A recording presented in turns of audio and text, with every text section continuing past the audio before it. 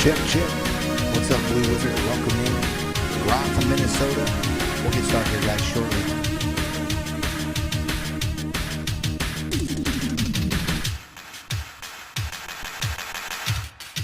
Hey, let me know if you guys got good on the mic. I appreciate it.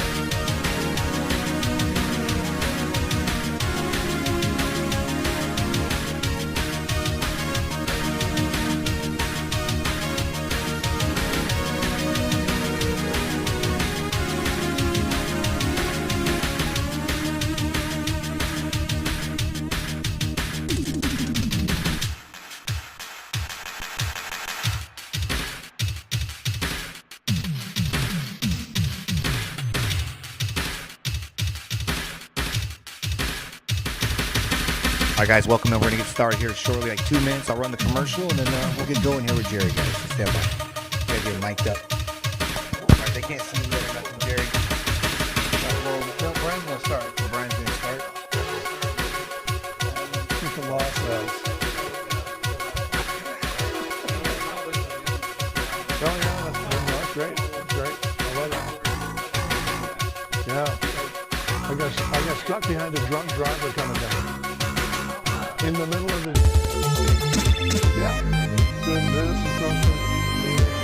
Yeah. Uh-oh. I don't know if I understand. I'm gonna be able to handle that.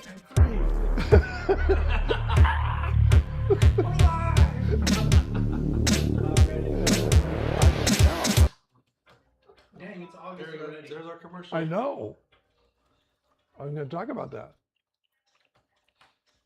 We got 2 minutes until. There we are. Okay, want to give me a radio check? Well, nice. I like it. Wow. 2 months. That's right. Yeah. Oh, I'm hoping that. I'm hoping we'll pick up some more stuff. All right, you're live.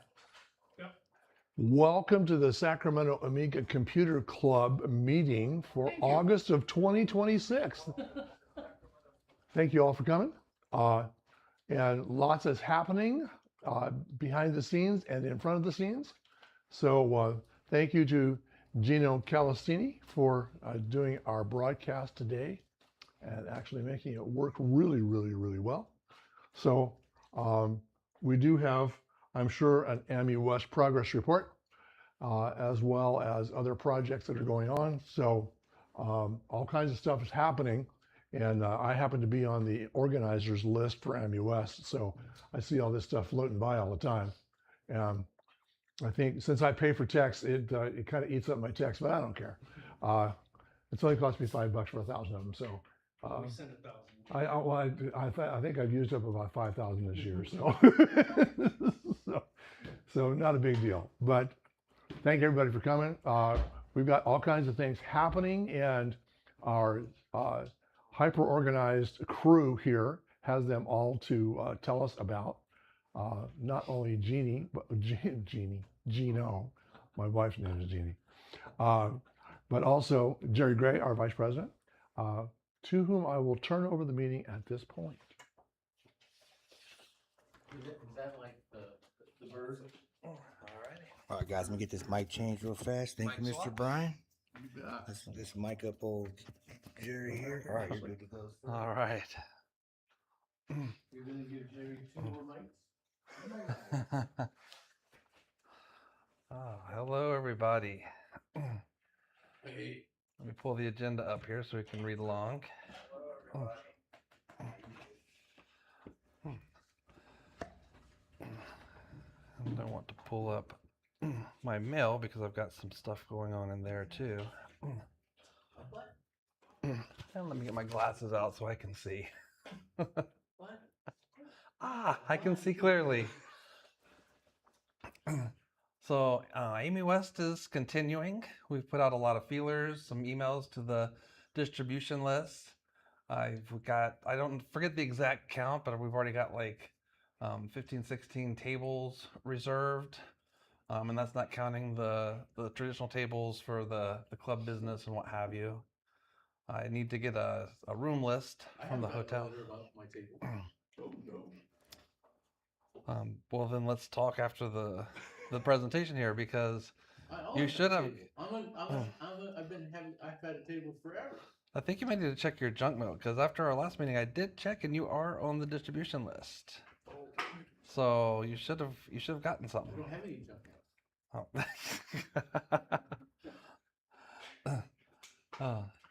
So we're getting that going together right now. Got a couple of speakers lined up. So I expect to see more stuff coming up on the website over the coming month or so as we get closer to the show. Did you get Michael? From Quanto. Mm-hmm. We've spoken to him. He is not committed to coming this year. He's got a lot going on. So I'm thinking that we're probably leaning towards a no this year. He knows that we essentially have a real audience. Oh yeah. Oh yeah. He's just it's been a busy year. He's been to a lot of shows, and I think that All in England. you know, he has he has, you know, family to attend to as well, just as we all do. I know I've gone over my allotment of shows this year. My wife has made it clear that AmiWest is the only thing I'm left allowed to do this year. So No more It was games. worth it. it was worth it, and we'll get into that in a little bit. So I am happy to say, I don't know if they're necessarily listening today, but our traditional corporate sponsors have all come through again. AEON, Amiga on the Lake, and Charles Heffer. I think Hoffer was his last name. And Charles may be coming again this year. He missed last year. If you recall, him and his daughter Lori were here a couple years back. So hoping that works out for them and they can actually attend. Amiga on the Lake, while they're sponsoring, regrettably they won't be coming live, but they are really hopeful for next year. So we'll see how that works out. One of the things that was tossed at them a few years ago was essentially somebody monitoring, a SACC person monitoring a small table of their goods. Mhm. And then they sent out a box of goods and that worked for a representation where the table actually said Amiga on the Lake. So I haven't read the latest email from Jamie. They have done, I believe, a couple of VCF shows this year, Amiga on the Lake. And they do have some products that he was talking about, but I have not read the full email. I believe just by skimming it that he's talking about some additions or some pieces that are compatible with that new Commodore 64 Ultimate that Chris and I have shown, or Gino and I also has shown, that's new on the market. So, but yeah, I'll follow up with him and see what's going on there.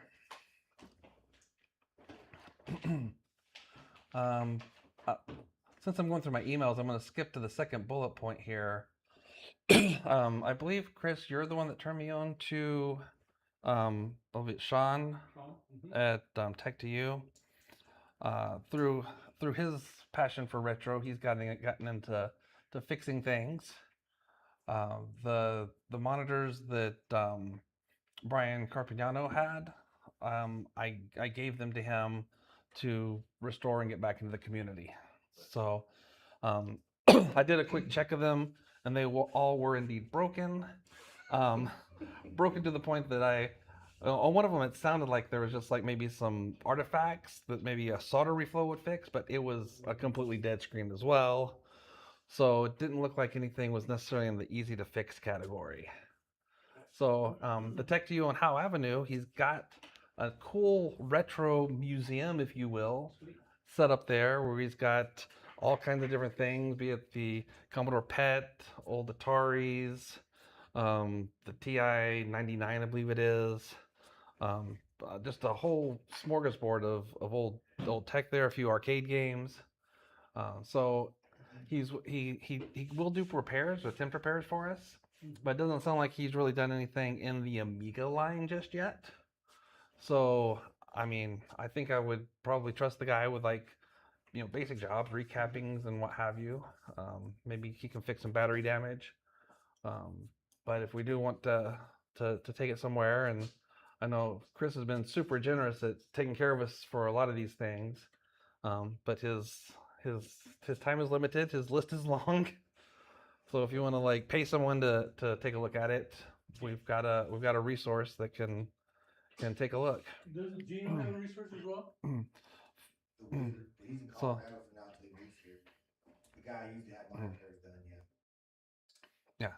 Unfortunately, I'm not really too familiar with working on Amigas yet. He gave me an 8500 last year, and I still haven't yet to actually sit down and tinker with it. So cool. Bring it with you to AmiWest. Yeah. I still gotta get the GoTech installed. because I just recently got, thanks to a friend of mine, he managed to get an HDMI extender from Spain. And the way it works is that if you're familiar with something called Lumicode or the RGB HDMI, so basically with older computers or even like NES and stuff like that, it's possible to take the digital video signals that come out of it and then make like, not really HDMI, but more like a digital output. And someone in Spain made an extender to where you can go from inside the Amiga and then have like a HDMI port rather than an RCA jack for that. So I've yet to install it, but if I can get it done before AmiWest, I will bring it. Cool. Very nice. Standard video. So, another person that I reached out to this year under the AmiWest banner is a guy we've had remotely at the show before, Ralph, who had designed a dual stick Amiga joystick that would work through just a single 9-pin port. So not one of these combo deals where you're stealing off of both ports or parallel ports or what have you. So he's been on a hiatus. He's said he sold his company, he bought his company back, and working on other projects. But he says that this project isn't like dead; it's just on the back burner, and that maybe in the next calendar year he'll be able to get some time to return to it. So if it's for the, why wouldn't he do a USB dual stick? Well, it's for classic. Yeah, it's for classic. Just plugs into your 9-pin port. But There's adapters for 9-pin devices into USB. True, and I don't know if it would work. He is doing the way I understand it, and Chris, you may know technically better than I, but basically, his driver, like I guess natively the Amiga is gonna pull the joystick like once per refresh cycle on the screen, and his driver halfway through will do a secondary polling, and the joystick itself is in sync with the monitor. It has like a flip flop in there, so it gets red. It's like, here's all my state. Then halfway through the refresh cycle, it gets red again. Here's the other part of my state. So basically, it's giving 2 joystick states in every refresh cycle through the polling of the 9-pin port. Since it's custom electronics in the joystick and a custom driver on the Amiga, I don't know that just plugging a USB stick in there is going to have any result, because that USB controller is not going to understand the dual refresh and what to send on each request. For a second, the way I was kind of like imagining it was more like kind of like a 3DO setup where you have like a controller daisy chain to another one, but it kind of sounds like it needed like a custom microcontroller inside specifically to handle the different inputs. Yeah. Well, because it shows it, then we'll know more. Yeah.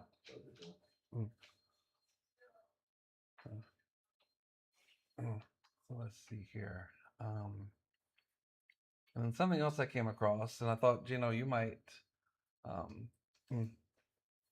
be interested in this.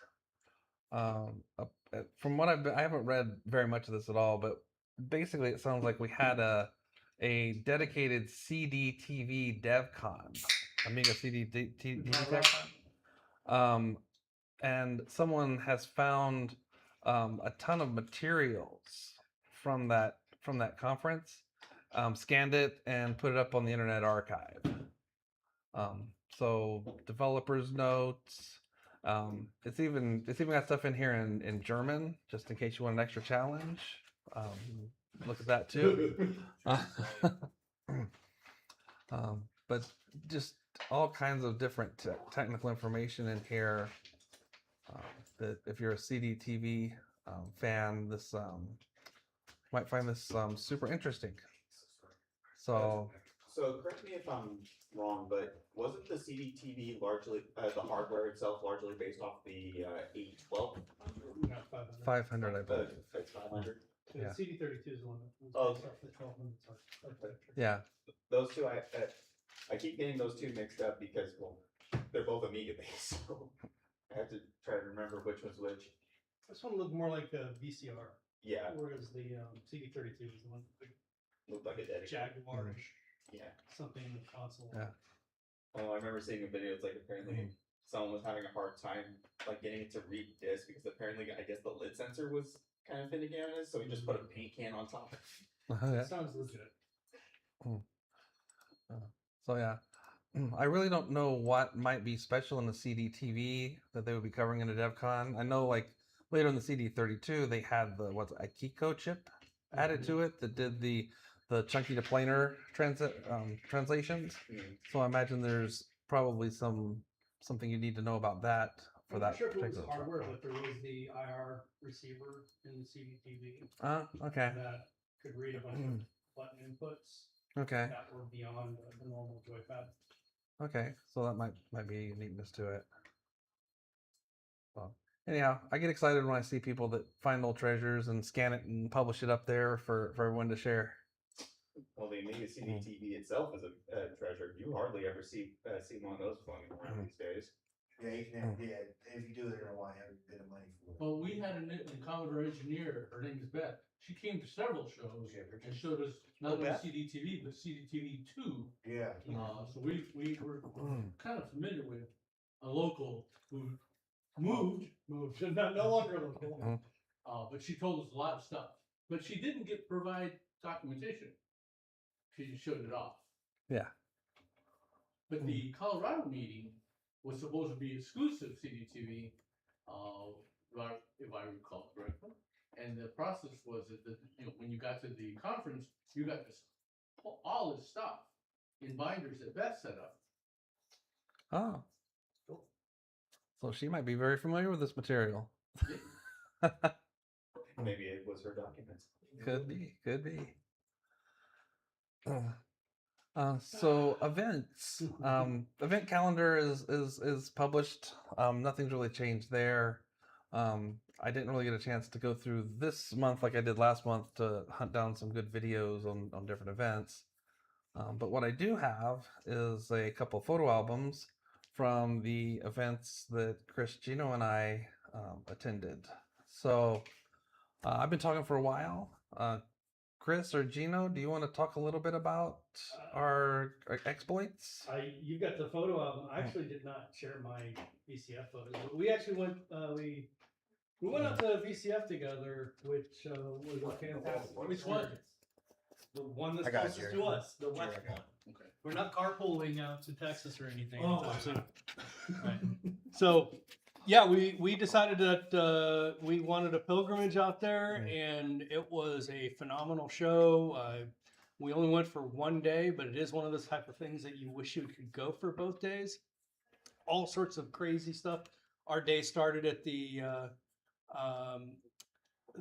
consignment. Yeah. We were like, Consignment. okay, we're there since we were attendees and not actual exhibitors this time. We actually had to pay to get in and go through that I and know, wait in money. line Yeah, and discount all code. sorts. So we did get a good discount code. Yeah, we got a discount. A great discount code. But now I'm on the mailing list for the You got the letter in the mail as well? I did not for know the that was computer part of the thing. foundation. Yeah. I got the letter. Welcome. Well, if you wanted a 1966 We were- Apple One. We were planning on bringing the Apple One to Yeah. show today, Yeah, but it unfortunately, was none of our wives would let us $2 million. pay the price for it. But apparently we could have walked out with it. And, unlike the ones we've seen there before, which were damaged or, in disrepair, but also wanting ridiculous sums of money, this was not being auctioned off by Sotheby's or whatever the company was that was doing it. So Yeah. it was a great experience. We just, it's one of those things you arrive and just kind of we dissolve into separate ways and then reform back together when we bump into each other. All sorts of things. Everything you could imagine was there from computing history. There was a heavy emphasis on it. Was it the Apple? Was it the Mac, or I can't remember. There was some theme. I didn't care. I was only there Well, for and we're close to the Apple mothership there, Yeah. so the apples descend upon this event. The buzz of Apple is always dominating there, but I heard So- it was Apple IIe. So I saw next to the Apple One photos, there was like an acrylic case that said World of Warcraft. What's the context behind that? So this year's admission allowed you to roam the entire museum, not just the VCF floor. yes. And right there, as you walk in on the first floor, there they had a big World of Warcraft room that kind of sucked me in. And I just took a few pictures. I've never really got into it, but this is a official World of Warcraft server. They explain how they would actually dedicate servers to, I guess, worlds and regions in World of Warcraft. Is it like multiple servers equal around? Yes, yes. So what you're actually looking at, if you're not familiar with this is a Blade server. And Blade servers, there's a huge rack, and you plug these blades in like gigantic cartridges into this big backplane. Each blade is an entire self-contained compute module. So Millions of players have been through that particular Blade Yep. server unit. Yep, little digital footprints all over it. That is pretty interesting. It could be yours for $7,900. Yeah, so Jerry's got some good pictures actually from the Apple exhibits too. I think you went through, or not Apple, I'm sorry, the Computer History Museum exhibits. Oh, really? The World of Warcraft's the only thing I got to. Oh, really? Okay. Yeah. I did lose myself there for a couple hours, which was really good. Then my stomach started saying, you need to do something about this. Someone asked Yeah. in chat if the Prodigy restoration guy was there this year. Can we see? Prodigy Restoration. No, I- but there was a guy, There was a gentleman who did an AOL. Was it AOL? Yes. Okay, yeah. AOL like Reloaded. I can't remember what the Oh exact yeah, I remember that. aspect of it was. So that was pretty cool. He actually had quite a bit of stuff set up. That's good to go, and I believe he's open sourced it or is in the process of doing that. Try not to make people sick, but I thought I'd shoot down through here and see if I. Just Uh, blazed I right don't- past all that. I don't think I have the AOL guy. I have a picture No, of I that. don't see it. I actually grabbed the brochure. I have it at home. If I Yeah. thought about it, I would have brought it. So, some things that I thought was really cool. The ReFalcon project is coming along. If you're into Atari and you want to get a Falcon and you don't want to spend the however many thousands for one of the few original models, that's coming along. And they had a couple of complete ReFalcons that were operational at the show. I find it fascinating. Once again, I love that people are restoring it, but then I think, what would I do with a Falcon? I don't know. So. But the thinking process is not what you would do with it, but rather, wouldn't it look nice with the rest of your gear? Well, yeah, that's how you end up with way too much gear. Yeah. Um, Trying to avoid being a hoarder. so, Oh, there's that creepy robot. so someone had one of those early '80s Hero Heathkit robots that they had strapped a laptop and a webcam to, and they were remote controlling it around the floor there. So that was I thought that was really kind of cool. Hilarious. And it talks. Yeah. And then I talked to this guy here about these Apple Newtons. I think, did you get one too, Chris? Like 2 or 3 years ago, someone was dumping these for like $20 a pop. They had like a huge box of them. Yeah, and And- I actually got rid of it. I Oh. gifted it to somebody. So I've still got mine. I haven't brought it back to life, but I was talking to this guy, and this is the guy that dumped those on us a few years ago. And I took a few notes on the power supply, voltage and amperage, and the positive, negative on the barrel and stuff. Which I think was reversed on that So- model, wasn't it? I think it's center positive. Center I don't know. I've got positive, notes. yeah. To bring it back to life, and then he told me how to connect into. There's you need a special serial cable to connect into it. Then from your Windows XP device, you can load your software, blast stuff down. Sounds perfectly easy. Probably take 3 or 4 weeks for me to figure it all out. So mine still sits there not running. It's certainly But cute. it's a cool conversation piece because it's very unique device. So had some different colored Commodore 64s. If you've seen my machines, you know I like to go with colors on different things from time to time. You know that I'll get mine up and running. that chicken game. Yes. Did you try the chicken game? Oh yeah, I Wasn't love the that chicken fun? game. So I had chatted with the guy who developed that, or the team that did that out of on the East Coast, and it looks like a lot of fun. And it's apparently they had to tone the volume down on it quite a bit because the chickens used to make a lot more noise when you thwack them. Yeah.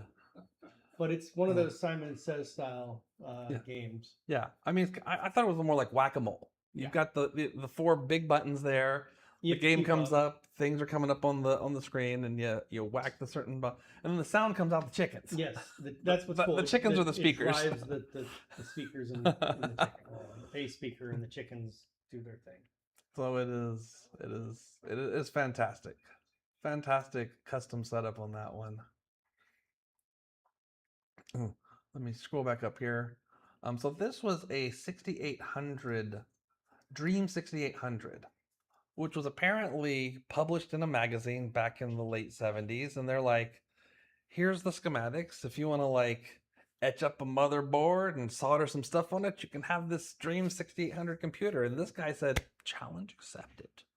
And this is his hand etched. In 2023, he did this. Yes, yes. More recently, he found this article. He hand etched this board here, and he's done a couple, and he had a couple that were working.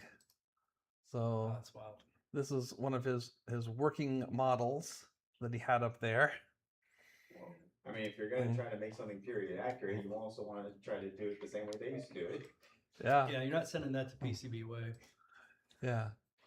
So anyhow, that was a new unique one for me this year. Some more average stuff. VIC 20s, we see those all over the place. A rehomed clear casing for, I'm not sure which one this was. Oh, a Sphere microcomputer. Sphere microcomputer. So Yeah, rehomed. it's always cool to go to VCF just because, especially being our proximity to Silicon Valley, there's a lot of exotic computing technology that existed in the area that is very limited public exposure or market visibility. Don't they usually have like a I remember hearing like around the area they have like I don't want to call it a swap meet, but basically you just go there and you can just get like all sorts of like old computer stuff. Well, they do have swap meets at the Computer History Museum. No, actually, what he's referring to is there was a time where they did like a monthly like car boot style meet in a parking lot. Surplus, Not even a surplus event. It was more like just open to back up an auction. Actually, COVID disrupted a lot of that interval, and I think they tried restarting it, but it never really took off the same way. Yeah. I remember seeing footage of it, and I was like, man, do I really want to drive that far just to get my hands on some obscure computer stuff? That was the kind of place to do it, apparently. Yeah. That's So this is a prototype. This is from one of the auction houses, I believe it was, and I believe that they believe that there was 10 of these possibly made. They're not sure how many are still in existence, but if I remember what he said correctly, around 2005, Atari was going to bring back the 7800 console in this special Pro System casing. So it would just be a 7800 under the hood, but a re-release with the Bushnell signature on it and what have you. So that was a cool little find. Certainly a unique casing design, that's for sure. Yeah. Yeah. Inside it was just a standard 7800 motherboard. And then this is that same booth. This is a holographic projection that they were working on. My video doesn't do it quite the justice that you get to when you look at it live. It's really got a nice 3D look to it. I get a couple of angles here that are kind of nice. Looks very But- Logan's Run. But that was built when Atari was trying to think about how they would bring holographic gaming into the arcade. So, and then we had one of the speakers was Gary Kitchen and the Activision guy. Gosh, I forget his name. I don't know if there's any. I don't see it on the slide. The guy sitting down is the Activision founder, and then that's Gary Kitchen standing up. Gary talked about building, coding Donkey Kong on the 2600 and how they overcame some of the challenges and limitations of the system back then to make Donkey Kong work. And then his partner got up and talked about Pitfall and how they squeezed all the levels into Pitfall, which I know I won't remember all the basic details, but he used a construct called a linear feedback shift register. And basically, you would have your bits, your 8 bits in here, and like a couple of these bits would be like the pattern of the trees in the background, and a couple bits would be, is it a pit or is it rolling logs or what have you. So the different bits would define like different elements of the screen, and then your bit pattern makes a screen, and then it would shift this over, bring in a new bit that would randomize everything, and you get different stuff on the screen. So instead of holding a predefined set of, I think it's 255 levels in Pitfall, which wouldn't fit in the cartridge, this construct, they could run this forwards and backwards, get the same bit patterns, and rebuild the level each time as you went through off of the same starting seed, so to speak. Did that contribute to some of the screen artifacts that you would see on Atari 2600 games? We would see on the left side there would often be raster blanking that occurred. I don't know. You know what I'm referring to. Vaguely, yeah. Very common in a lot of Atari 2600 games that they were leveraging that. So anyways, this is the shift register, and like the first 3 bits control 1 rolling log, 2 rolling logs, 2 rolling logs wide, 3 rolling logs, 1 stationary log, 3 stationary logs, campfire, snake. So that's how that bit pattern would be Things that will kill decoded. you in the game. Yeah. Let's see here. And Dale was there talking about this cat box that could be used to diagnose arcade games, and someone has created a new version of the cat box that we can use for 6802 or 6502 based motherboards. So basically, my understanding is you can take this doodad, you can plug it into the CPU slot, you can flip some switches, and it's going to like test memory and addresses and registers and stuff on the motherboard. Dale was very excited about it. I've seen them in action. So that's VCF. Chris, you want to talk a little bit about the Extreme? So we were on the drive over, and we had such a good time. When we're coming back, we're like, we got to do Cal Extreme, which was the immediate following weekend. And this is why Jerry was referring to the fact that he's on probation for the rest of the year for the shows. Because back-to-back Saturdays, pretty much from sun up to sundown and way past that, we turned both those days to back-to-back weekends into an exciting adventure. And this one took us to an amazing place that was an exhibition hall inside of a hotel complex, conference center. Yeah. And just an incredible amount of video games and pinball games. And most were in perfect, amazing working order. Some not so much, but the amount of diversity of games going back, 40, 50 years was incredible. Seeing old arcade games from Like Dale had a lunar lander setup running off of a 1972 computer that was used to be the foundation of the lunar lander that was later developed for arcades. Just absolutely fantastic to see some of these machines I hadn't seen in probably 30 years myself. You know, being an arcade kid, and I know that Jerry was as well. And so we had a lot of excitement running around the show, checking stuff out, talking to people. It was more than just pinball and arcade games sitting out there. There were people showing off new software that they're writing, independent software. We got to see some vendors, got to see, you know, chat with people like, you know, Dale and others that were there. Gino got to run around and do a bunch of interviews and stuff and had a lot of fun with that. But most of all, I just really enjoyed playing games.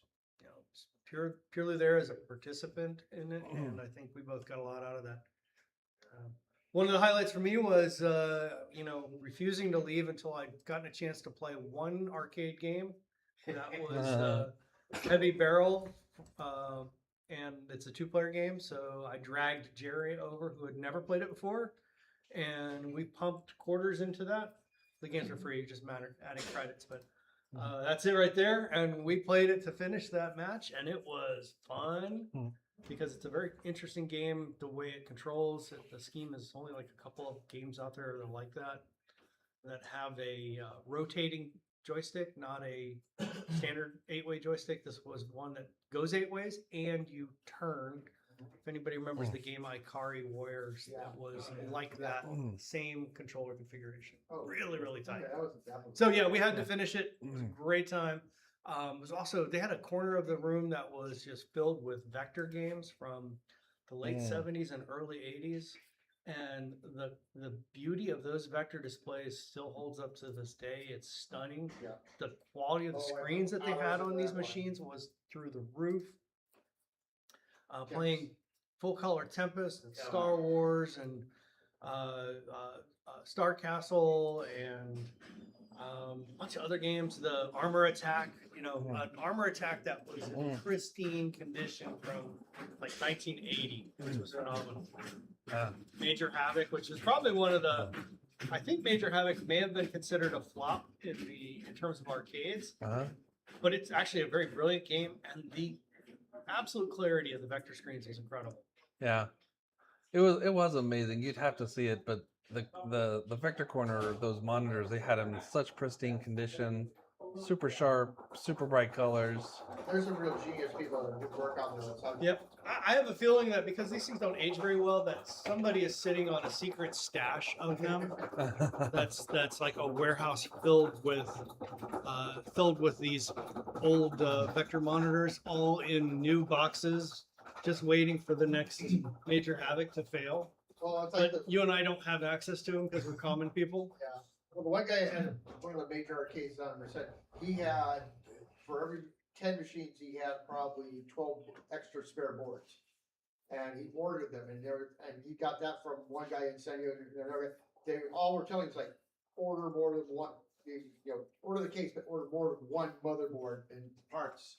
And so a lot of those parts, when those places close, where those parts go, someone's been sitting on those surplus. Somebody's been parts. sitting on those CRTs because I mean The CRTs, that's even more they are than- absolutely incredible, and I've never seen them that good. Even when I was a kid in the arcades, they had already had aging and fading and phosphor burn and Apple. you know, softening and blurring. These things were just so incredibly crisp. When Apple closed down the CRT, you know, the map before it went to the flat LATC, they sold those were on pallets about this tall.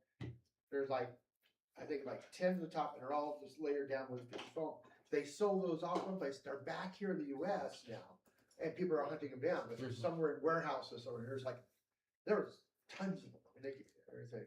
Yeah, I'm certain that's the scenario here with the vector monitors. So also Jerry has on the screen right now some photographs. There was a section where there was new versions of Atari. I think they're part of the Atari 50 celebration games that have been developed. They're available on Steam. You can buy them individually or buy them in a bundle, all of them. And they're really good multiplayer games. In this case, he's looking at Yar's Revenge, kind of a modern retake on it, but there's a lot of I would say, very good nods back to the history, and it's not just a reskin or reboot. It's a new game, but with a feel that brings you a vector experience, it brings you an arcade experience. To see these games you can play on your PC in a full arcade configuration is really impressive. And it was more than just Yard's Revenge. There was like a dozen of them. Missile Yeah. Command. There's some of the other really good. Yeah, Gravatar. Oh, Also a very hard game in classic sense.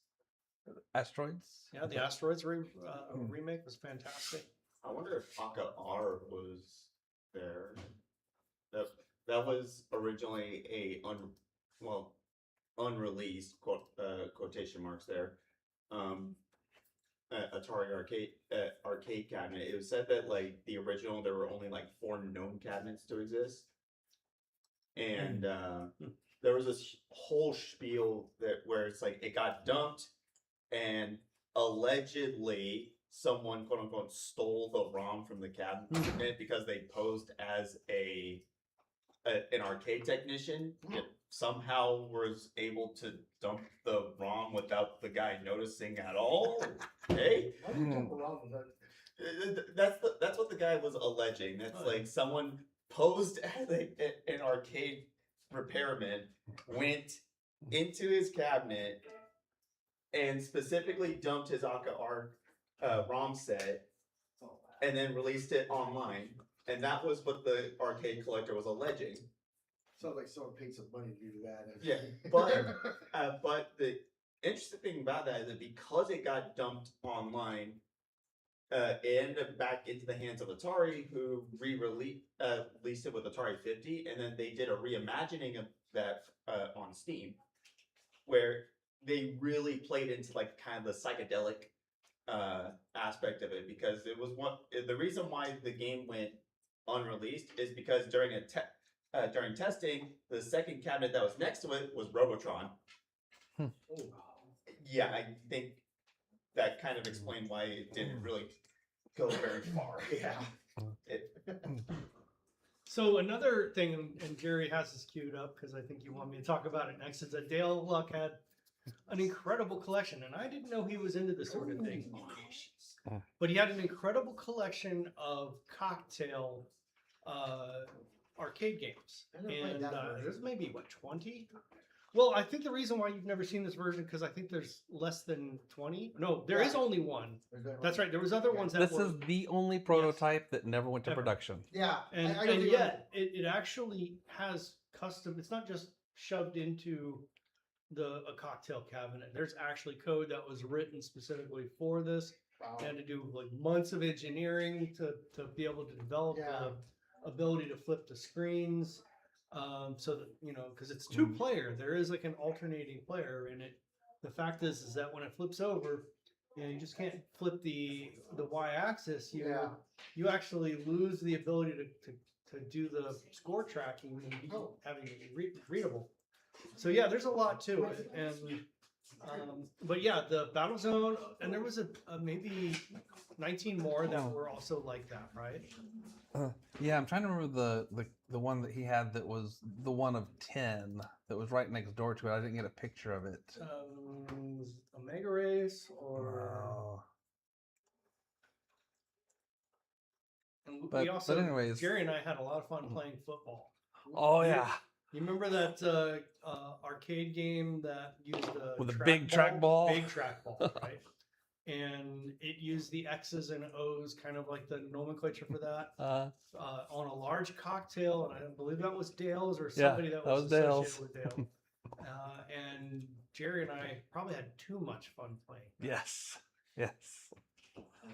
We were sober and still very loud. Yes, we were really loud. And what's really exciting, and we're talking about pristine monitors and all that, and how the condition of these machines was generally very immaculate.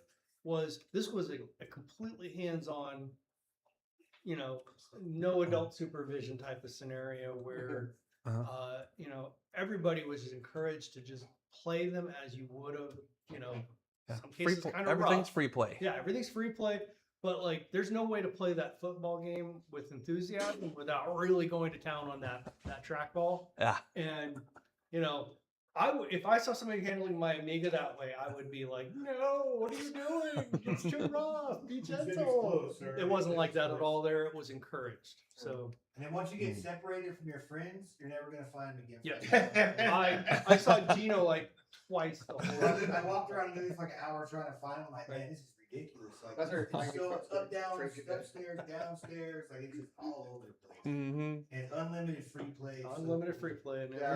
There is some I game mean, hogs. you have it though. with pinball machines. There was some game hogs. Cause I went to make Yes. a video about like the Amiga games that got ported to arcade games that ported over to Amiga. I was able to get 2 in. So I guess it was like popular games, and they weren't giving up space. So I was like, all right, well, let's go something else. Yeah, there were lines for some of the games, and pinball in particular it draws a slightly different crowd. Oh yeah. Like the Sonic one, you couldn't even play. No, it. yeah, it was Man, just I want to play it it was so just bad. absolutely long lines to play. Yeah. Plus some of the stuff was competitive too. You had really competitive players that were there to go long sessions and.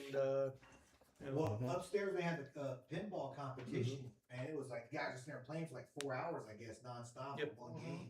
I'm like, wow, guys, I've been stuck in there myself. definitely crazy amount of people they're playing the tournament. Now, So, this yeah. particular picture, I know this, but you couldn't tell by the picture, but I'll share this with you. The 16 million on the right is me. The 5 million on the left is my son. So I had to take a picture of that one because he's been super into pinball for the past year. Yeah. And we actually have one of the nicest pinball parlors in the area, or in Northern California. We got a couple of them. We got Das Flipper House in the Roseville area. And we got Capital Pinball in Old Sac. Flipper House is nice. And they go to the Old Sac one every Friday. They do tournaments. They're tied into the professional pinballing community. They're ranked like 16,000 in the world right now, or some slim mess. But I agree, Chris. I'm really surprised that pinball right now is having a golden era right now. because It of is physical so methods, like- so many people into it. They've been selling like these repop ones they're doing over at Costco. There's a line there. Mm-hmm. Right now, I think the new one right now- Pokemon. Pokemon, and the really sad thing about the one, the Pokemon one, all the voice samples are from the anime. All those people are passed away. It's like the last. So it's also it seems to be attracting a younger crowd Huge. too, and I think that's probably one of the cool things about seeing how pinballs, kind of get this little bit of a subculture renaissance going on. It is. Yeah, one of my buddies was telling me how like he was starting to get into pinball machines, and all I could say is, God have mercy on your wallet and your savings. Yeah, I thought you were gonna find this like this one's free. It was cool too, because like every single machine you could scan that little ticket up there and put a bid on it. Yep. You want to buy it. Dang near every machine in the whole place. Yeah. The one I would want to find is a Xenon machine. The one that Pirates of the Caribbean, that was sweet. The Xenon machine was the first one with a I mean, voice you chip buy- in it. Nothing. I ain't buying it. I got an Amiga addiction. I'm not buying any of that stuff. But Man. the Xenon one has the The first voice chip. Quadrupong was cool. The female voice on there is the woman who created it.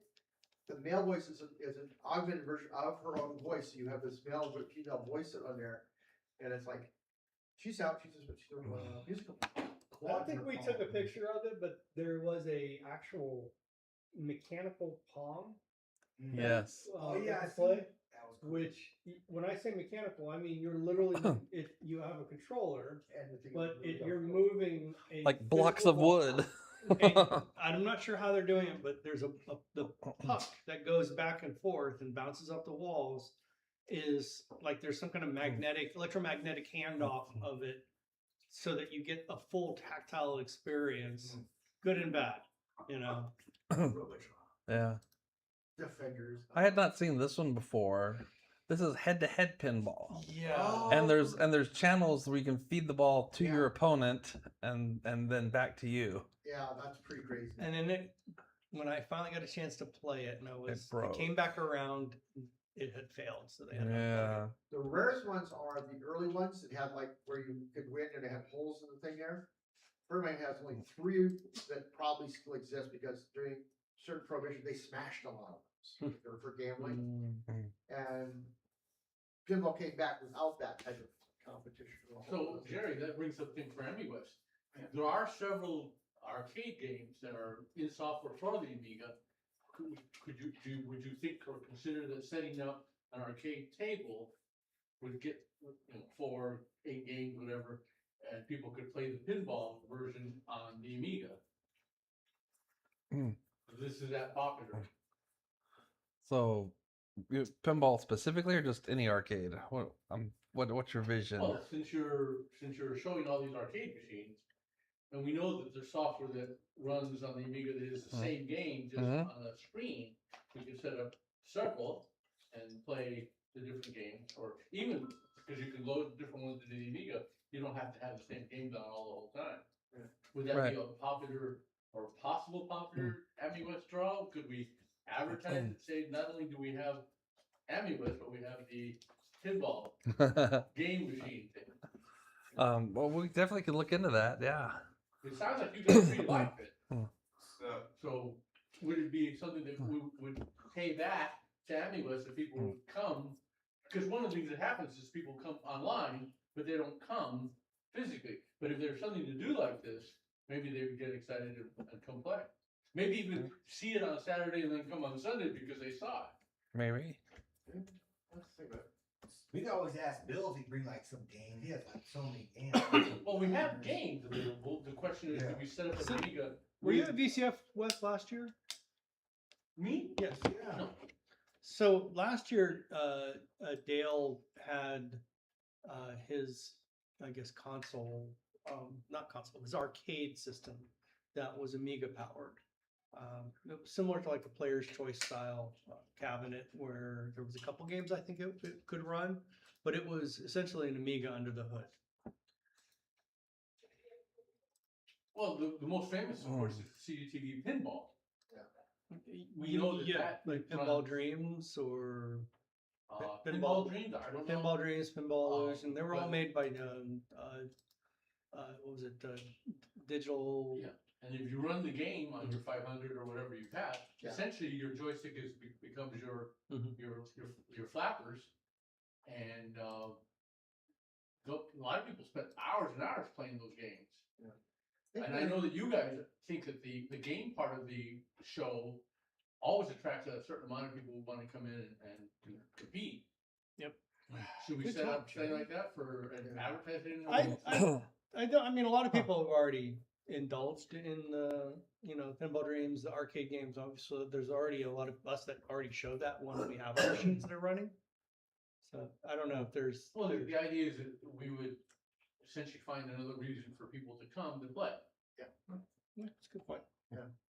Because it sounds like you guys, the most part of the fun you have is playing the game. Well, this was revisiting an arcade experience, which, in a lot of our minds is kind of different than our computing experience. Mhm. So in some ways, I don't know if we But could. a lot of Amiga people don't have the arcade experience, and they would enjoy the arcade Yeah, experience perhaps. through the gameplay. Take it you didn't have the album from VCF West last year. For Amiga 40? I was trying to look. I thought I had that up here somewhere, and I saw you and it's try to like- dig for it. it's like, what the heck? I mean, I really thought that I had something somewhere. Yeah, one of the games I got that they reproduced for the PS4 was I got my brain's up started. Turbine. Sorry. The whole it's basically it's for all the games. The guy was trying to get 35, maybe got for 60, 65, something like that. It's still sealed. It's like, do I open it or not? It's like too physical to see now what the artwork and all this stuff on it. It's all versions. And they talk about The band there was a rock band, Oh, literally playing rock band. They actually did have live performers there too. It wasn't just rock band. I know, but it sounds better the way I said it. It's really crazy. Those guitars are becoming more. Yeah. People are hunting them. Yeah, I mean it's like crazy prices of them. Yeah, it's because there's I don't think it's open source, but there's like a Guitar Hero like game on PC that a lot of people have been, they put the whole gimmick behind it that you can put your own songs in it, and then you just use a Guitar Hero controller. But the ones from what my buddy was telling me, because we went on like a little birthday trip for me, going around to different game shops. He was telling me that like it's specifically the Xbox versions of those controllers that are highly desirable because they directly work with PC. Interesting. I got a question from chat. It says, hi, has anyone made a real life pinball dream table? That'd be awesome. That would be awesome. So real life pinball dream, like as in Amiga pinball dreams? Yeah, pinball dreams. In real life. Yeah. Not. I mean, I haven't seen one. I don't know if one exists. I don't know. I actually think about it. They made a lot of compromises to make that fit in the screen width. It still plays phenomenally well. But Yeah. I could imagine a physical version of that might get like really frustrating because it's such a cramped table. Yeah. Yeah. Also, I would imagine the paint on the ball itself would probably be worn out after some time. Like, yeah, if you have solid paint, it could take a beating, but it's only so much before it wears out. Yeah, it's surprising to see how those game boards and this really old pinball machines was still holding up pretty well. Yeah. I guess they're putting a lot of lacquers on it or something to keep it so pristine. I don't know. Or they're reproducing them. It was pretty impressive to see 1960s era pinball machines. Well, some of these are there's people that are doing decals reproductions on them. They're so close to the original. Some people have actually got back to the point of hand painting and doing them. I have a guy down in LA. He is like brought back, he gets the machines in and he goes type from photo and just literally brush point. Chat says slam tilt rules them all. Yeah, slam tilt's pretty good. But that was like a couple of years after Pinball Dreams. Yeah. Slam tilt They had time to figure that one out after. I gotta say, I do like the Amiga pinballs, and I do like a lot of the digital pinballs in general. I've got Pinball FX on this right now, and and I like it. But it's interesting because my kids, and for those who might not know, my kids are 22 and 26. Young adults. So young adults. They're into pinball, and they don't. My younger son's still home in college. My older son's rooming with friends, so he doesn't have room. And they've come to me. They're like, "Dad, let's get a pinball machine." And I'm like, "Where are you gonna put it?" And they're like, "Well, it's your house." I'm like, "Oh no, I don't want to." I said, "Okay, if you guys can sell my Ms. Pac-Man machine, because I do have a full upright Ms. Pac, we'll put a pinball machine there." And then I keep trying to push them. It's like, let's get a digital table because it's smaller, it's more wieldy. We can move it around. They're like, "Oh no, hard stop," because they don't want digital. They want the tactile, real ball, real bumper, real action of a pinball. Even though they are a digital generation, they've been playing PCs and Xboxes their whole life. When it comes to pinball, it's got to be real. Steel ball or nothing. It's that steel ball adrenaline, and you get moving, you start moving in the ball. It's like literally all of a sudden you hit everything, and you're just like, you get to that zone. See, I've been having kind of like the same experience when it comes to like doing my own arcade machine. I've always wanted to have like a dedicated cabinet. Yep. The only problem is, number one, space. Number two, is what do I want a cabinet of? Because there's like a lot of really good arcade only games. There's a lot of really good arcade games and that were obviously better than the consoles. Look at that guy go. But it's like, do I want a multi cabinet? Do I want a single? There's a lot that goes to my head to the point where it's like, by the time I have all the parts, I get choice paralysis because I'm like, what do I do? Yeah. And it's gotten even more tempting because at my day job, we have like a pile of wood that like no one's using, and some of it is thick enough for arcade cabinets. So I'm like, I look at that, then I look at my Toyota Corolla, then back to the wood, then back to my Toyota Corolla, and I'm like, do I dare? That ain't happen. Yeah. Yeah. I mean, Yeah. there was a guy down in Merced that had this guy come in, he was doing testing of game development. One, he came in one day and it looked like, what is this? It's like, you have the chair, it looks like from the hands, from the Millennium Falcon, and a screen there, and you sit in it, and it moves you around like this and everything. You got to doing the whole battle. I mean, everything, he put every detail in there, the switches, everything. But you get in this thing, you have to be strapped in because you're being physically. Well, these things take up a lot of room. How much does a table like that Pong cost? Yeah. And is it like a coffee table with just a computer cut out? And Well, I mean, there's a range of like anything. Yeah. how many did you buy? He didn't buy any. Did you buy any of these things?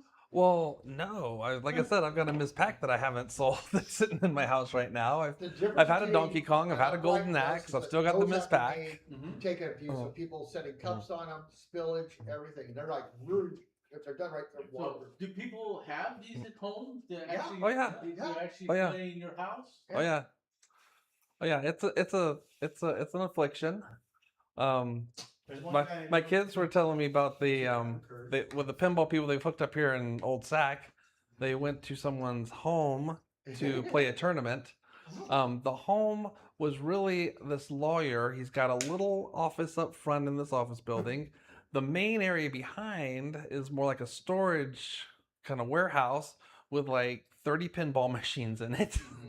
And they went there and they played their pinball tournament with his private collection. And these modern pinball machines, the cheapy home versions, you might can get for as low as $1,000.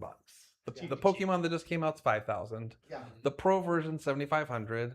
Kind of the top end's about 15 grand for like the total pimped out cabinet. Makes you coffee. So it's pinball's an expensive hobby. Oh, yeah. There's an 81 Mars Gods of War, I think it is, that someone's like fully gone through, restored on Facebook Marketplace. They're asking $1,900 for it. Yeah. Have you seen the Which is prices a of the pretty good Japanese deal. ones?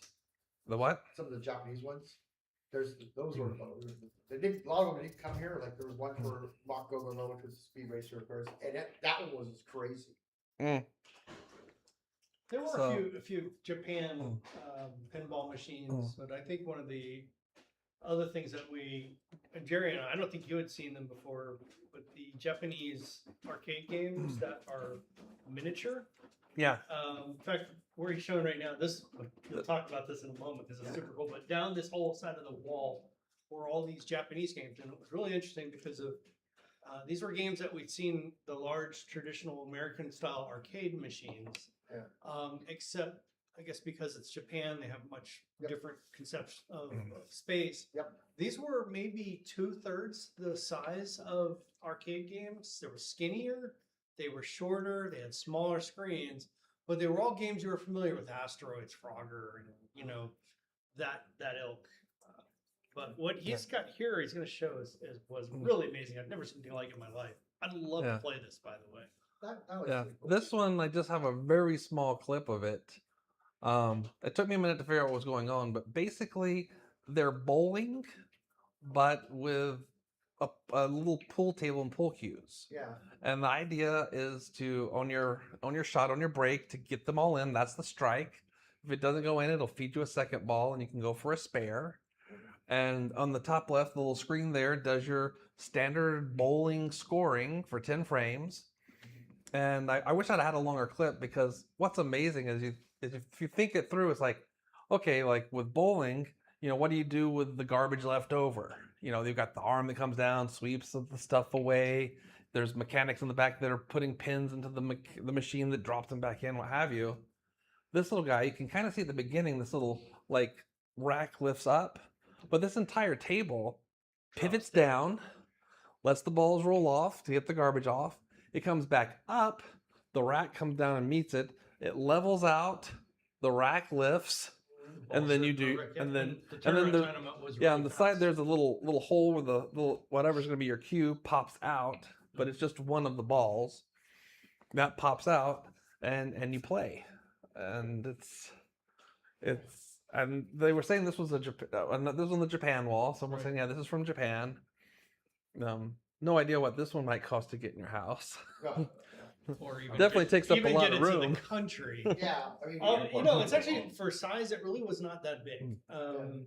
I would say maybe 4.5 feet in total length from front to back. But what was big was the area that a human needed to occupy in order to be able to set up shots and whatnot. But overall, its footprint was physically fairly shallow and small compared to what it could have been. Well, yeah, it's more than a pinball machine.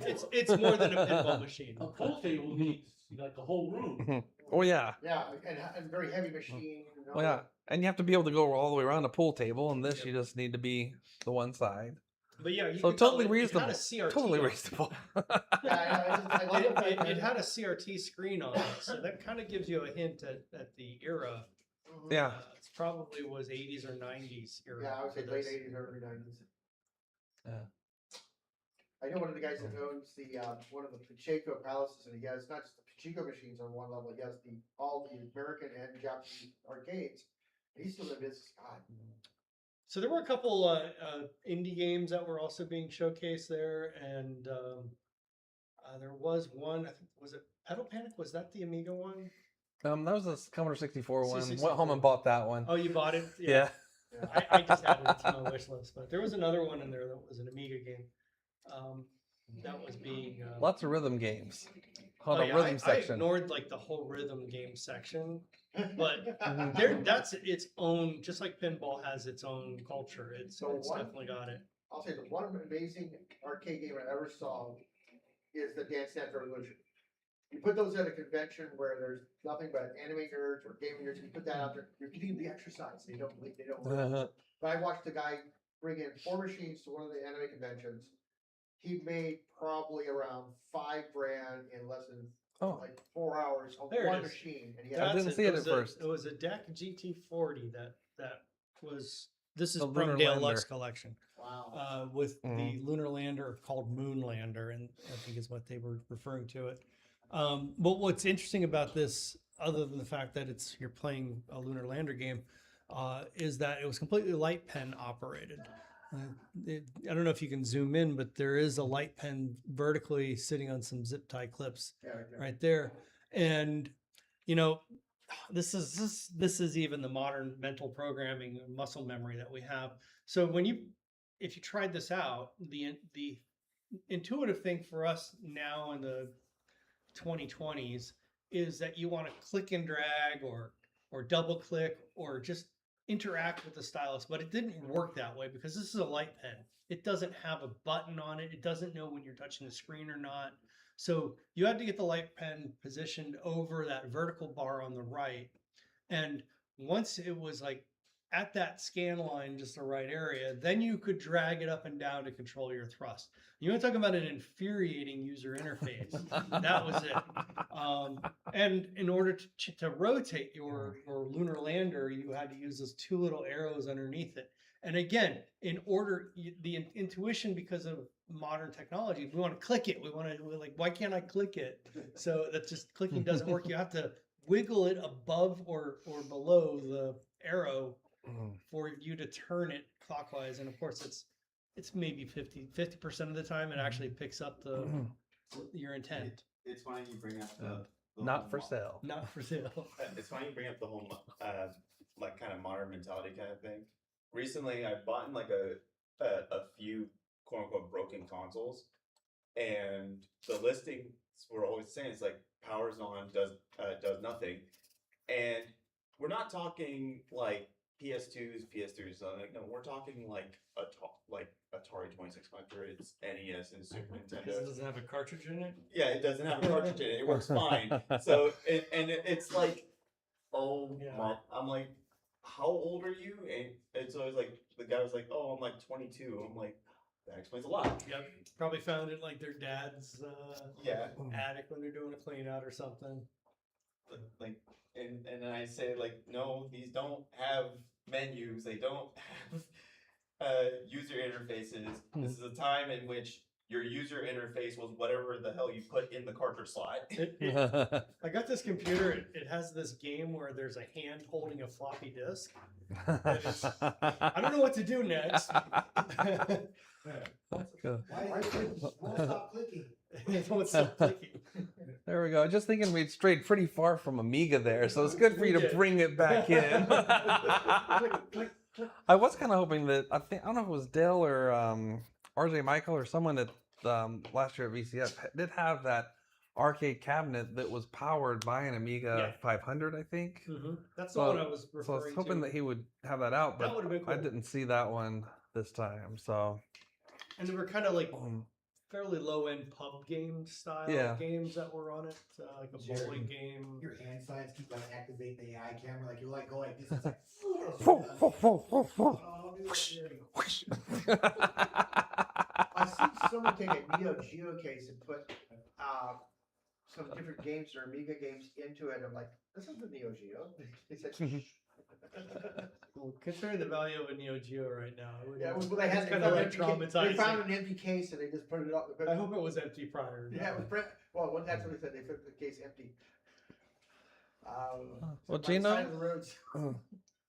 Chris and I have talked a lot, but you were there too. Was there any particular thing that got you excited that you? yes, I actually found Amiga games there. It was pretty awesome. Actually Found and big acquired. box. Yeah, and acquired some Amiga big box games, so that's pretty nice. I got a few there. That's pretty good. There's a video if you want to show. I got a video on the YouTube for where we can show our little adventure. It's not too long.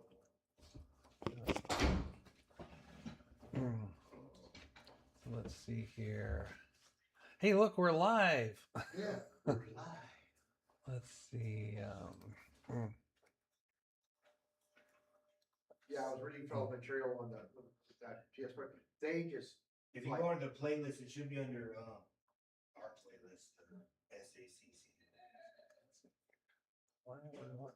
What? Okay. Am I? You Where's? can scroll through, I guess, if you want. recently I'm not seeing the playlist button. they I changed might- it. You have to go into the channel itself in order to access the playlist. Yeah, click on that Oh, little icon over there where the videos are listed at. On the other side there, to the right, Jerry.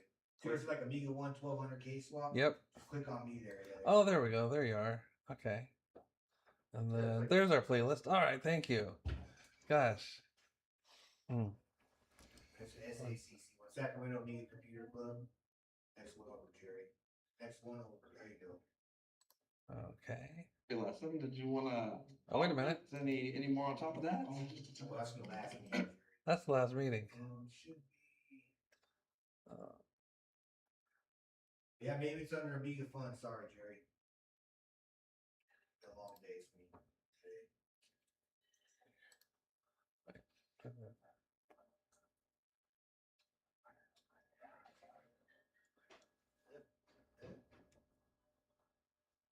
I'm not seeing. It's right Oh, there. Yeah. is that a video or is that a It's playlist? clicking, yeah, it's clicking. Yo, good morning, everybody. And all the videos will be on the right hand side. This is a case swap. Yeah, see on the right hand side, the little videos? Oh, It's in okay. there somewhere. There it is. Game hunting at California Street. There we go. Check it out. Oh, Amiga games has been found. Oh, got some familiar faces. I've seen this guy RGX a bunch of times. We're out here in the cuts right now. I think I had that 128. And all kinds of great faces out here setting up. What up, bro? Also, there's a lot of sales. They're out playing arcade games. I'm game hunting. You're spending money. I was just trying to find the guy from VCF West. I don't get a meeting game, so I made it find him. This place is so busy, you can barely even walk. Yeah, that's unbelievable. What would you say the numbers were? Yo, check it This out. was guys. just Got upstairs. some Amiga games here. Yeah. So we got This tells you where the popularity of things are. Girls of Rosetta. There's certain companies where you cancel system media. We got some Robo Sports and Prime Motors. I'm gonna make an offer on all of them to see what I can get for you. Bundle up right now, see what kind of deal we Were got. those seals unused? Ooh, t-shirts in the front. They're all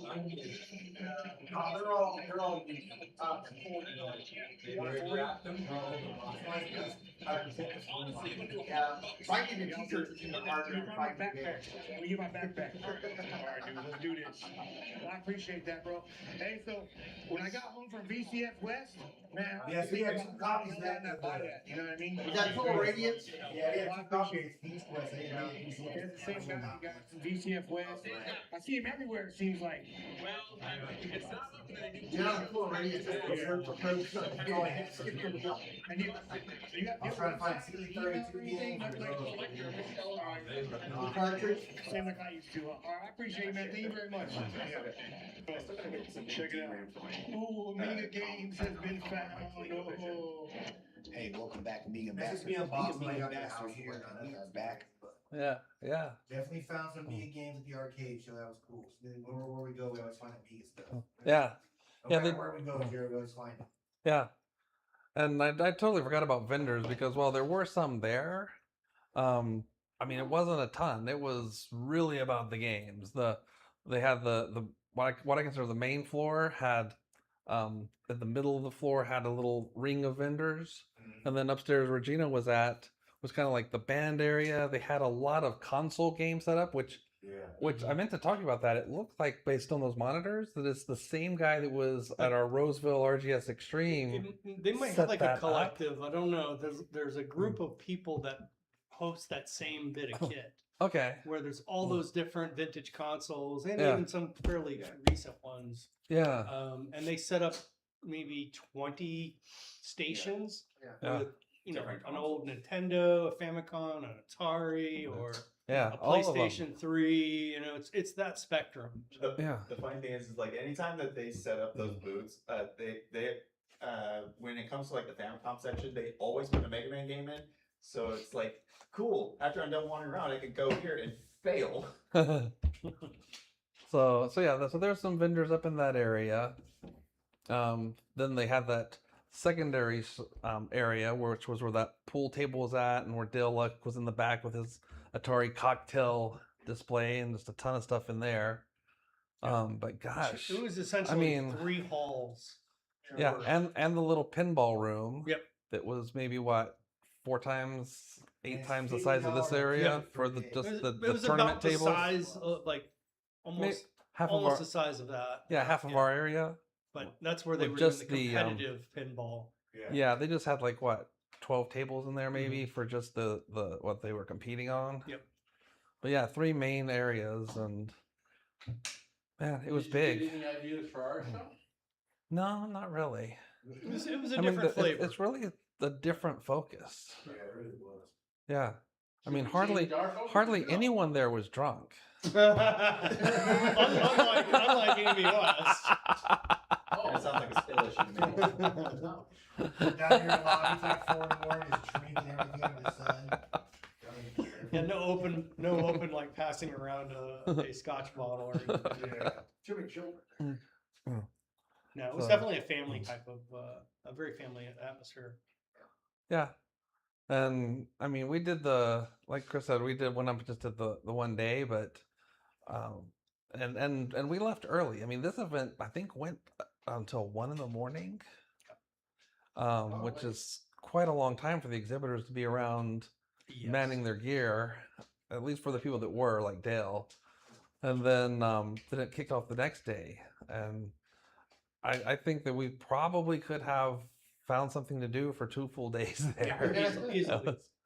Yeah, I'm even of the mindset, and I think we discussed this casually on the ride back, was let's after doing this one time, gotta go again. But maybe this time get a hotel room and kind of just make it a little more chill. Yeah. If you get the Saturday night VIP tickets, like an extra $15 and also $75. But when everyone leaves, you can stay till like midnight and play. Yeah. So you get like buyers, no lines. Trying to That's get the it best part. play the right, Yeah. Black Knight 3 or whatever it Yeah. was. Yeah. And Stuff that always had over more 4,000 people show up that easy. It was unbelievable. Yeah, I mean, So our only negative of the whole experience was the actual registration process, which was you're literally filling out papers and not even like a waiver, but you had to sign paper to take it to another station to have them process it before you finally get your wristband. So as far as admissions go, it was not quite ideal. It wasn't very modern. Yeah, you gotta go to the computer, like, like private information Yeah. and stuff. Like, How much did what it y'all cost? doing there? It was a little expensive. Yeah. Like, was it 40 bucks? 50. 50 bucks for 1 day, and I Yeah. think there's like a 2-day price. That's too. about Bay Area. But it if was we, expensive, but if you, VCF if West you, was the same, 45 bucks. yeah, I mean, it's a little bit cheaper if you commit in advance. Yeah. Because we kind of did last minute 35 after they had bucks. stopped the online sales, Yeah, if you do and it we in just did the advance, single day and not a 2-day bundle. Yeah.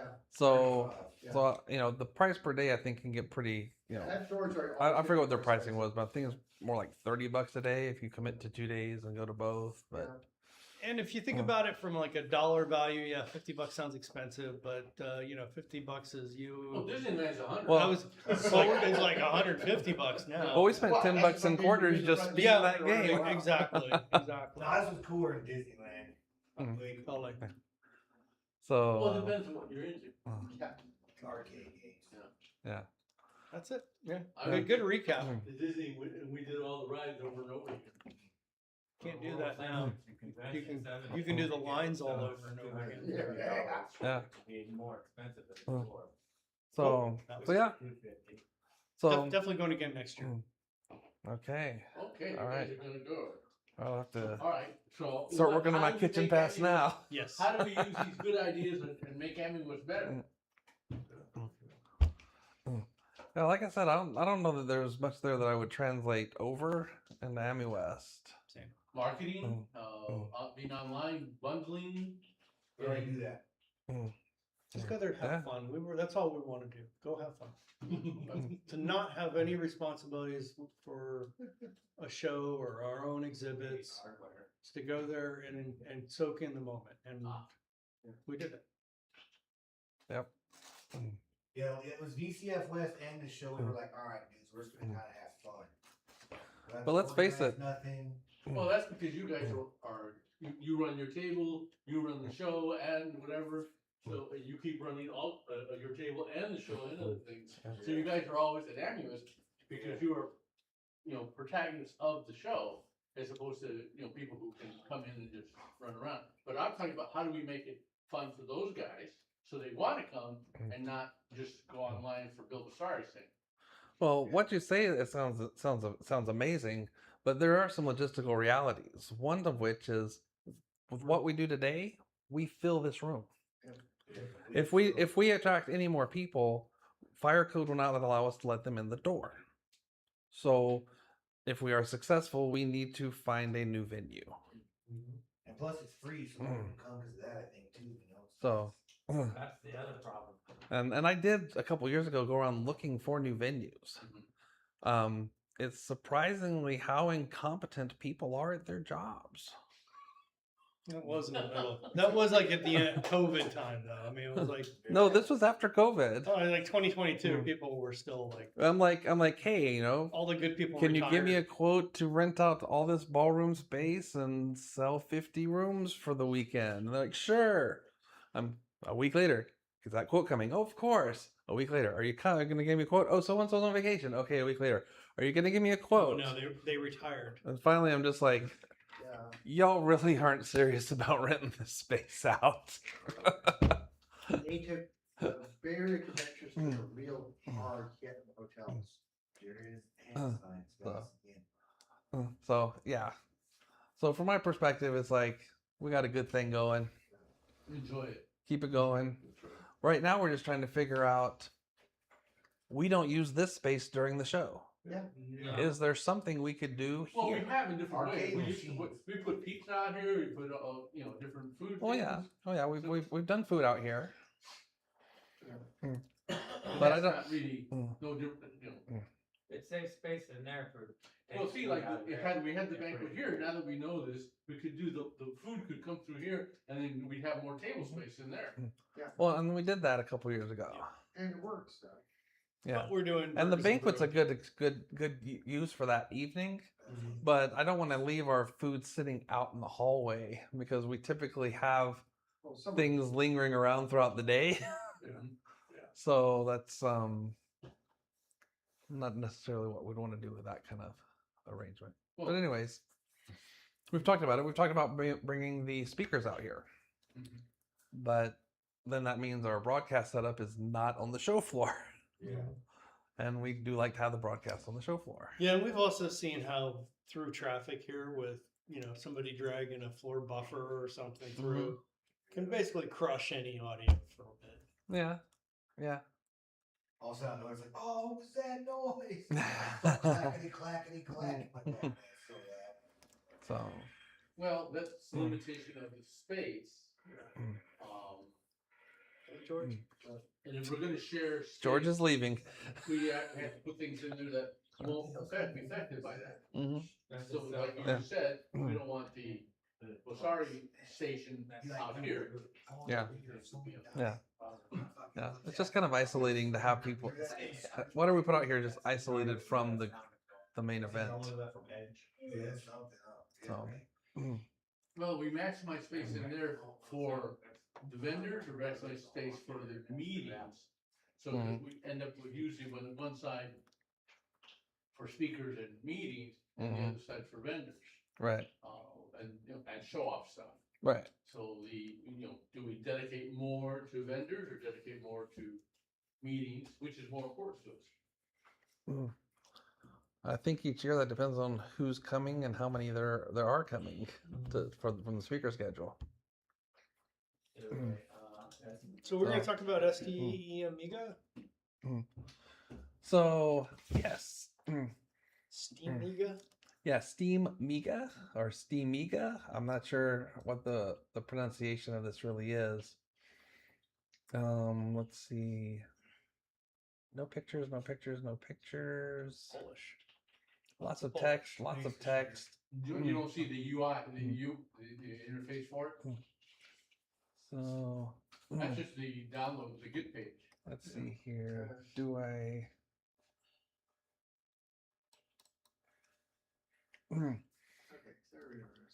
So we'll see if this is. Is it gonna reload your get page?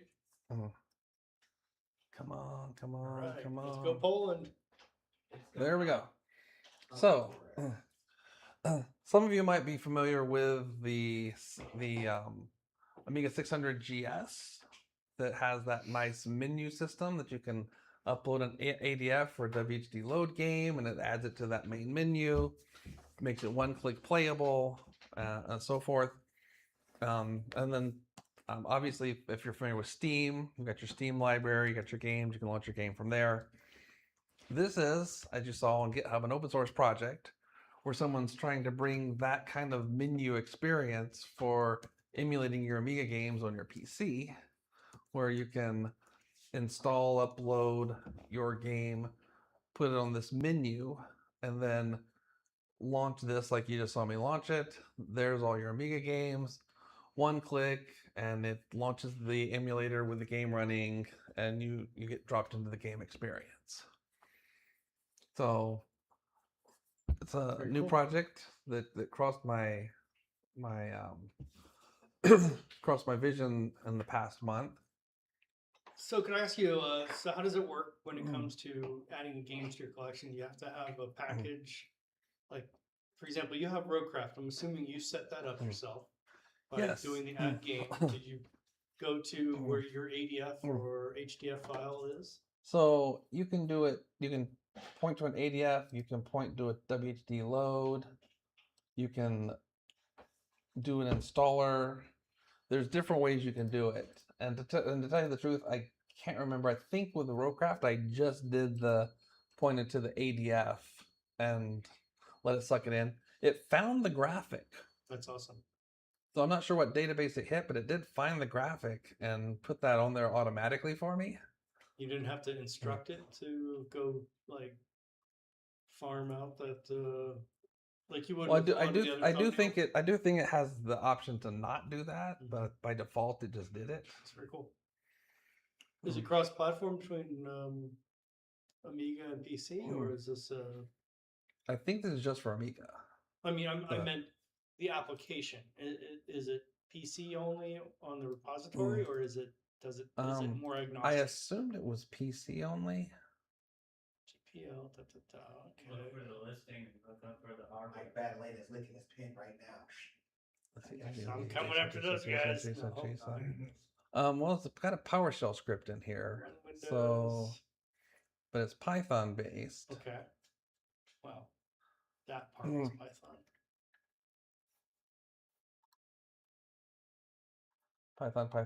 Python. Lots of Python. Oh yeah, it looks like it's almost So- entirely a Python. So Yes, yeah, it's maybe Linux. this could run on Linux. Probably 20 minutes worth of Claude's time you can have Most this of the running. games I find online for the Amiga, if I just download, get them open, when I click on them, they recognize Amiga Forever, C64 Forever, and just automatically loads it. So in the requirements, it does specifically say Windows. So yeah, I think you're right. You would have to Get the ROM. work through it to make it work on PC. Linux. I'm sorry, I also meant to ask, does it mention what emulator it's using under the hood? Is it UAE I based think or is it? was you. I think it was. It might be WinUAE. Said something in there. Let's see here. Let's go to. Just go into file. WinUAE. Yeah. Okay. W. Unmodified Hmm. WinUAE, please. So that'd make it harder to work data. on Linux. You'd have Yeah, to run it it through some would. kind of emulation layer. Mike is working with a version for Android. I don't know if he's released it yet or not. I was talking to him about it. Because he's trying to get a better version of what I had on my tablets and such. Yeah. It's kind of neat. And you mentioned Mike. If you've got his package or played with his package, we've got we've got a system here, which if you think about this, Mike has already, this RP9 format Yeah. is well fleshed out. It's got pictures down here. Yeah. If Mike were to simply rework this interface, he could make it look like that other interface pretty easily. Yeah. 600 GS. Yeah. I bet he will if he sees it. So, I mean, I like what he's done, I and just have one I piece of love the advice, Jerry. system. When we talk about Mike's software, I would not refer to it as Mike's package. Oh, okay.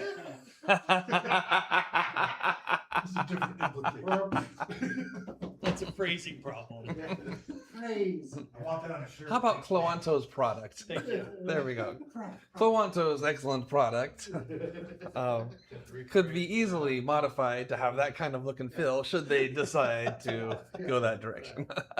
Yeah. Not saying that they are, but I've always been a big fan of what they do with this RP9 format. I mean, I went out to look and find some. So it'd be cool if it. it, And they was modernized. literally jumped right on there. Yeah, the RP9 is great because it with Amiga's ecosystem always being like, was it NTSC? Is it PAL? Is it run on an old chipset? This chipset, that chipset?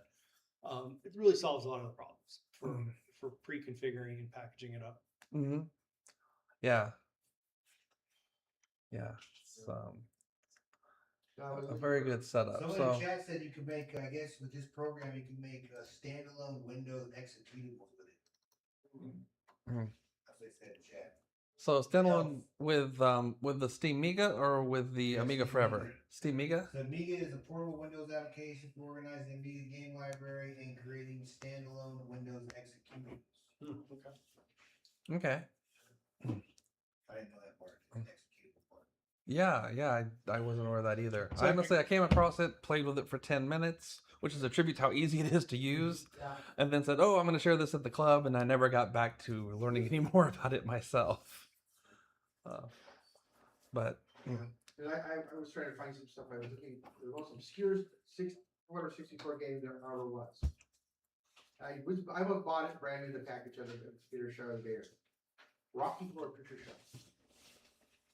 And it was like, there's two versions. One has the better music, one has the Director's cut. Yeah, but it was just hilarious. And I'm like, who came up? Yeah, and of course it's probably a UK release, but it wasn't a PAL, so. I mean, is The there any? director's cut would have been better, George, because Probably. that's the unversion.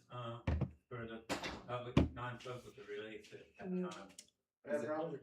Is it any wilder than the fact that Porky's got a game on Atari 2600? Yeah, there you go. That's a good point. I would like to see the sales numbers on both. We're like, should I buy this or not? So, Probably worth it. Yeah, probably. so that's Steamiga. And I think that brings us to the end of the formal agenda. Does anyone else have anything they'd like to add to the agenda today? Present, share? Brian, I know I did not reach out to you prior to the meeting today to see if you had anything you wanted to share. Not yet.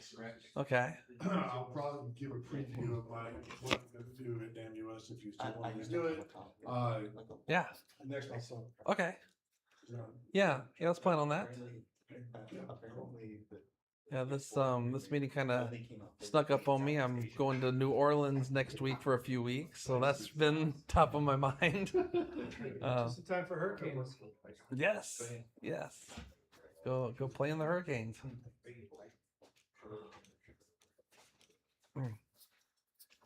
Stay away from the stadium. I gotta bug out, guys, 'cause we got stuff doing and then.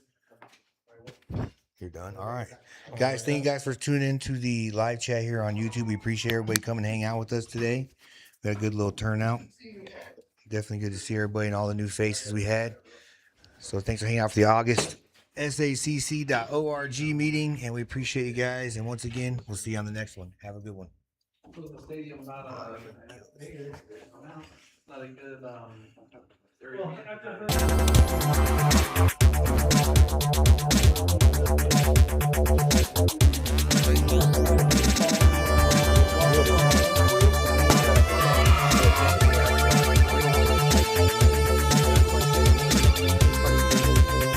Definitely, you guys come out to AmiWest and now we'll just record for the next one. Definitely. So, let's see if it's good. Okay, sweet.